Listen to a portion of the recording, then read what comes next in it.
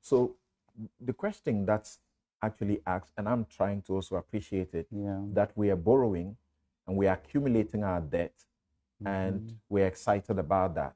How do you explain that? We are borrowing. Well, first of all, we have to borrow because our domestic revenues do not match that. And then borrowing on a sovereign basis is really global. Okay. So the question is responsible borrowing is what we need to affirm. Right. Honorable. Brapeni. Ochiman PSA.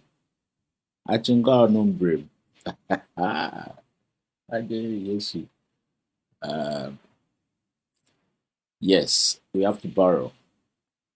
Borrowing is not a bad thing. I agree with you on that. Borrowing responsibly is what is needed.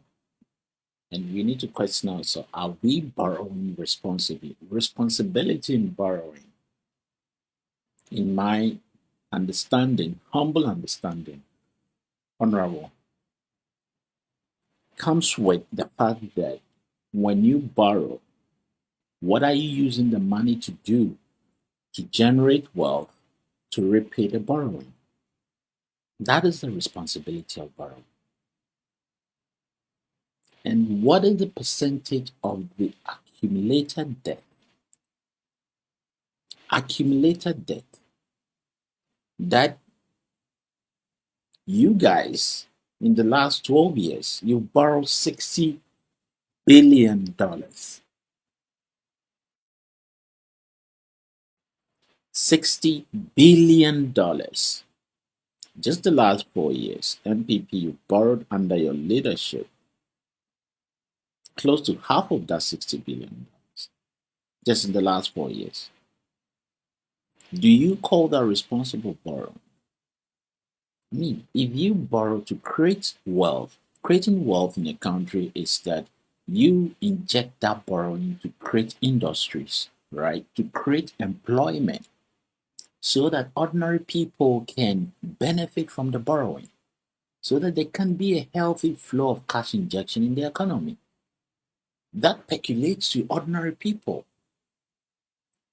People, when they have excess cash to go out there and spend, that is an indication of an economy that is thriving, that's healthy. Is that what we are seeing with the borrowing that you've done? You know, you're going to go on with the jargons and the financial terms and the sort of technical explanation of you borrowing. Latini now. But let's come down to the ordinary person, the Ghanaian that this borrowing is supposed to affect their standard of living. Is that what we are seeing? Everybody is seeing the pinch. And when you have lived in societies that when an economy is booming, you can see no one tells an ordinary person that, look, most of us are okay because we've got jobs to do, we got money coming in, our cost of living is we're enjoying our cost of living. The money that we make at the end of the month, we can spend and save and be very comfortable. People can save towards their future. These are the basic common sense indicators of an economy that's thriving. These are the things that when you borrow as a country, your focus is to make sure that that money is injected into the economy to affect the standard of living and the welfare of ordinary people. So, where is all that bloody borrowing going? That is a question. I'm gonna roll this video for us to listen to your jargons, but my response is not gonna be nice to you because I have been saying, without due respect, that you may be or you are an established investment banker. You've done very well in that regard. But the ministry that you head is not an investment ministry per se. It's got the finance there, which is very close to the jargons that you really, the language you understand so far as investment banking is concerned. You go out there and look for cheap money to borrow, the finance aspect, fine. But it's not only Ministry of Finance. It's got an economic planning to it. Economic planning. That is where you lack. That is where you've been exposed so badly. Brapeni Uvriata. Achenkwa Numbre. Chebini si akwade yentafu. But you failed, and I have to tell you, I'm not saying it because I don't like you. I'm saying it because I like you. You failed as an economic planning minister. You have failed. Your performance is so clear that you failed. How have you planned the Ghanaian economy so that there will be a healthy cash flow in the economy and the wealth creation will go down to ordinary people? How have you planned the economy? You haven't allowed access to cash for small businesses to strive as your priority.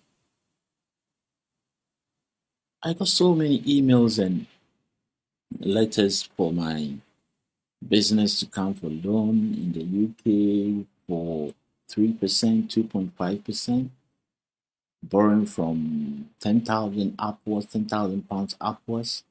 The more I borrow, the more the interest rate comes down. I don't even go for it because I don't need it. But this is an economy that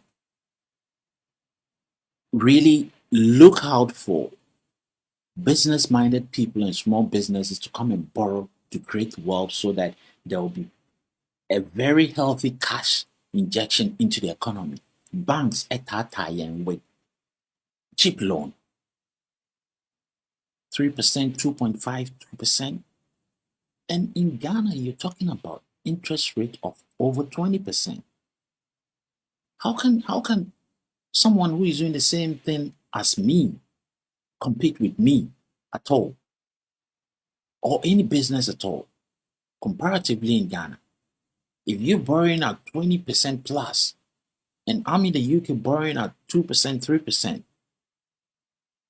why have you made access to cash so expensive?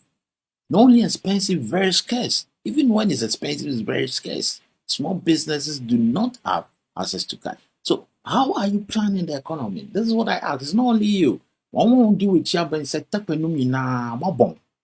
without due respect, so far as planning the economy is concerned, Tekwe may be a very good accountant. I give him that respect, right? You, good investment banker, excellent, you've done well there. But so far as planning economy is concerned, of a nation, of a developing country like Ghana, bomb. Your performance shows a bomb. You don't understand it. You don't. Either you, if you understand it, there are bro. I don't want to think somewhere bro. I want to think that you haven't opened up your minds to understand how things work. So far as the countries that you take pride in, you look at how the economy is thriving, how they manage and plan their economy. You need to think about creating wealth in the economy. And you have to allow businesses the opportunity to have access to cash. You borrow money, you need to make wealth with it so that you can repay it. All that you guys are doing is borrowing to repay your debt and then borrowing to pay public sector with bill and other things, create loot and share around the corridors of power. With all this borrowing, you borrow to employ foreign companies to bring foreign expertise and employ 70% from foreign expertise, and then you get only probably 10 to 20% of local employment into the borrowing. So all the money that you're borrowing to create bridges and exchanges and road constructions and whatever you may say that borrowing it is going into now. A lot of that money is not being spent in Ghana. Capital flight is taken out of Ghana. So how can the people feel the money that you borrowed in the economy? This is not rocket science. This is basic economic planning strategies. Munima na mo ya bro. Munimu nso a na mo bon. It's simple. Yen to sebe wo ho. Munim na mo ya bro. From Sektekpe to you in the last 12 years, munim ana man ya na mo ya bro. Munim nso a mo bon. Go back and learn how systems work, how things work when planning an economy is concerned. It's not rocket science. The very good and brilliant economists around the world, economic ministers, economic planning ministers, they didn't study economy. They just understand how geopolitics and planning a country's economy works.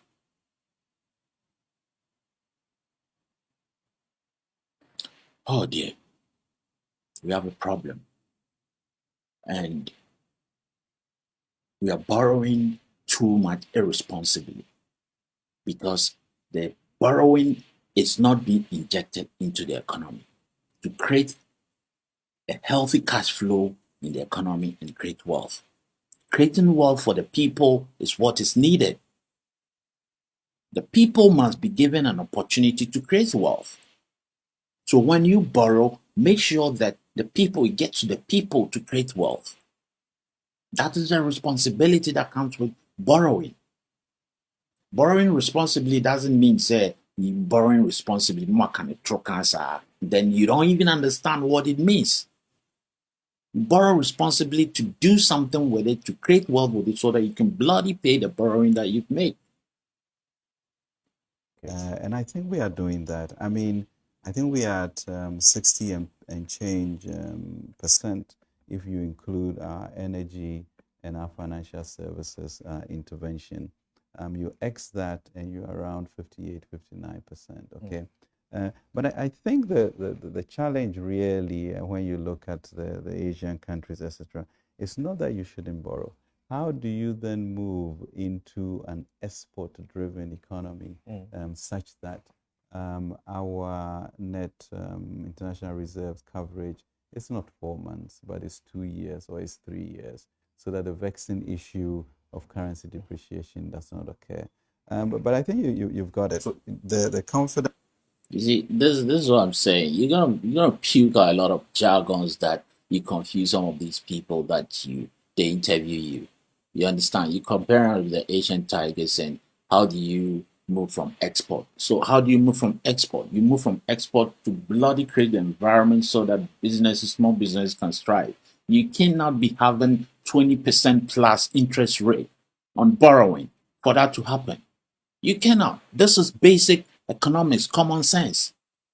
And you know that. But you sit there and bamboozle these journalists with jargons that mean SHIT, but they don't question you. They don't put you on the spot that, look, what you're saying, let's get to the crunch of it, the practicality of it. The Asian tigers you're talking about, what do they do there? Do they have 20% interest rate on borrowing for small businesses and medium-sized businesses? You can compete with them. Export-driven, global market you're talking about. How can you improve your export-driven economy when small businesses are borrowing at 20%? And then you go to the Asian tigers and you go to Europe, small and medium-sized business are borrowing at 2% and 3%, and even some at 0%. Do you know that? In America, in places like China, they give their small and medium-sized business close to 0%. 1% or below 1%. And you borrowing, your small business borrowing at 20% plus. And this evolves and I'm 30%. Are you real? Are you for real? You guys don't seem to understand. And when we say it as a test without missing words, you get offended. You may be a brilliant, what do you call it, investment banker, but you're very crap at planning an economy. Either you know And now we just say a bro and a moody. Or you don't know muni mabon. So learn and learn and learn well how these countries create an enabling environment for their small and medium-sized businesses to thrive. Availability of cash at an affordable interest rate, competitive interest rate, not scarcity. Sika no mpo no, they don't, you don't make it available. So how can you create an environment for small businesses and medium-sized businesses to strive, to expand and employ more people? Employ more people, that means putting cash in the pockets of people to go out there and spend, so that people who are doing buy and sell traders can get people, customers to have money before they can come and spend. Spare cash at the end of the month. If people don't have spare cash to go out and spend, buying and selling traders, the informal sector, that is the chunk of our economy. They cannot strive because there's no money for people to go out and spend. It is basic. Jesus Christ. In exiting the fund, what we have done with the macro statistics to be where we are, it's all leading to. Do I hear you say that despite the warnings by the IMF and the World Bank about our debt distress being high, about the potential debt distress? So there's no cause for worry? No, I think because I think we are doing how much now? Is it 208 billion? Yeah. I think your issue is not that you should not borrow. You should borrow with care, And if you look at our trade surplus, for example, you've moved from a negative to somewhere around $2 billion net. Those are what then will indicate your capacity to support that. So your challenge is to get appropriately priced funds at the right time to be able to do your transformation exercise, which will then generate the resources. But when you talk about quantitative easing and all of those things that other countries do, it's because they need to inject certain resources into the economy with the expectation that would enhance productivity. Okay.